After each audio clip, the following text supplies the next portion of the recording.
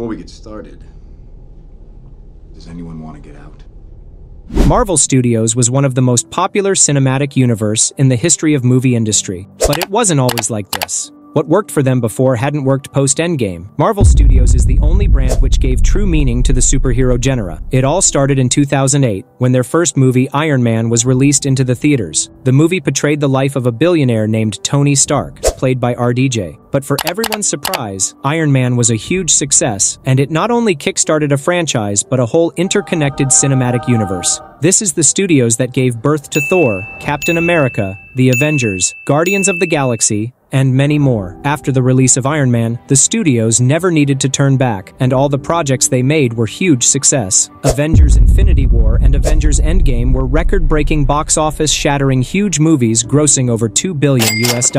But there was a huge problem. In Avengers Endgame, Tony Stark died, Captain America got retired, and Hulk got undergraded. Marvel Studios thought fans would cope with it, but they didn't. Post-Endgame, Marvel Studios paved the path for the introduction of new characters, but it didn't go well as planned. Phase 4 introduced a new saga known as the Multiverse Saga, aiming to explore more concepts about multiverse and variants. Now let's dive into the downfall of MCU in the Multiverse Saga.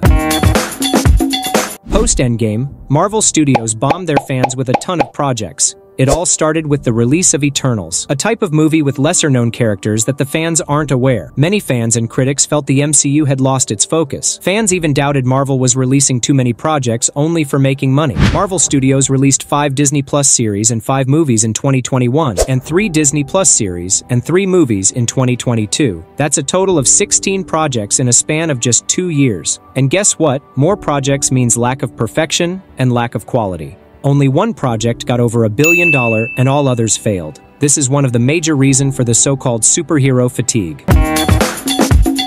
Most of the fans thought Marvel was forcefully releasing too many projects with women as main lead in these projects. For an extent, this seems true, because even Kevin Feige has accepted this. Fans doesn't have any problem with these characters, or at least with the women empowerment. But the problem is undermining or ruining the legacy of well-established male characters to make the female characters overpowered. How would you feel when a sorcerer so powerful that he fought one of the greatest threat in the universe without any fear, but afraid to fight a normal witch and runs like a coward? Who needs a female version of Hulk when we have a good one? Who needs an annoying little girl in the MCU? She-Hulk and Miss Marvel are the worst MCU projects ever made. Thus, it isn't about MCU, but about forcefully injecting fans with character that they don't need. After Avengers Endgame, majority of the projects Marvel made lack quality and good plot. Even Deadpool acknowledged this in Deadpool and Wolverine. No. With the whole multiverse thing, it's just been miss after miss after miss. This is true because even Thor: Love and Thunder received a bad impression among audience. It could have been a great movie with Christian Bale playing Gore the God Butcher, but instead of the Gore the God Butcher, we got Gore the Child Kidnapper. Bad writing and bad CGI also affected the movie. Going on to She-Hulk. I think I don't need to talk about this. Miss Marvel sucked. Secret Invasion was a disaster and The Marvels was a big budget flop. Out of this, the only good stuff was Black Panther: Wakanda Forever and Moon Knight. Lack of runtime to show enough details, and movie's plot are the major reasons for the bad impression of the movie. Audiences are accustomed to long runtimes. Fans go to the theater to watch their heroes in action, and they are excited if they could get more time enjoying it. Avengers Endgame and Spider-Man No Way Home are perfect examples of these. Even Canadian Lad addressed this issue. Lack of runtime means poor storytelling and poor plot. Lack of epic scenes is one of the major reasons why Marvel movies aren't getting any positive responses. For those who don't know what a typical MCU epic scene looked like, let me show you.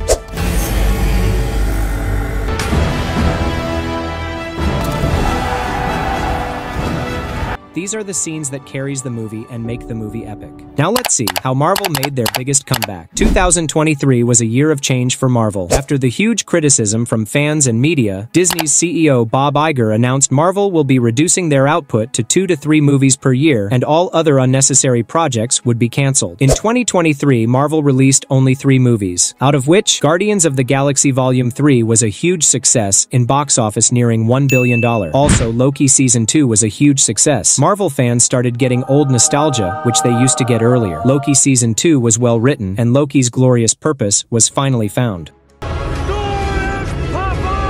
From being the villain to the savior of MCU, Loki's character development was the best in the MCU. By 2024, Marvel Studios found its way back to their fans. In 2024, Marvel Studios released only one movie, that is Deadpool and Wolverine, a film that not only met expectation, but also made the fans crazy. It was a cultural event. It isn't any ordinary superhero movie, it was the movie made for the fans. From the intro dance to the post-credit scenes, the fans were having a ride of bromance, joy, violence, nostalgia, and happiness. When the teaser trailer dropped, it smashed nearly 365 million views in 24 hours, and when the film hit theaters, it did not disappoint. It grossed over $1 billion, making it the highest R-rated movie in the history. This movie had all the ingredients of success: a dynamic pairing of fan-favorite characters, a bold marketing campaign, and a fresh approach to storytelling. Ryan Reynolds' Deadpool and Hugh Jackman's Wolverine teamed up for an epic event that broke the internet. It was fun, violent, emotional, and packed with unexpected cameos. The film even poked fun at Disney's control over Marvel. It was a self-aware celebration of everything fans loved about these characters, and it resonated over a massive scale. The movie is packed with epic scenes like Deadpool's dance, Wolverine's mask-up scene, Deadpool and Wolverine jumping out of bus, Deadpool and Wolverine holding the Time Ripper, and many more. Deadpool and Wolverine reminds us that Marvel could still make better movies like they used to do. And just as the momentum for Deadpool and Wolverine peaked, Marvel dropped another bomb. Avengers: The Kang Dynasty was being rebranded as Avengers: Doomsday. This wasn't just a title change, it was a face shift. The MCU has started taking bold steps once again. The title Doomsday evokes a sense of finality, urgency, and high stakes, hinting at a conflict far more dangerous than we have seen before.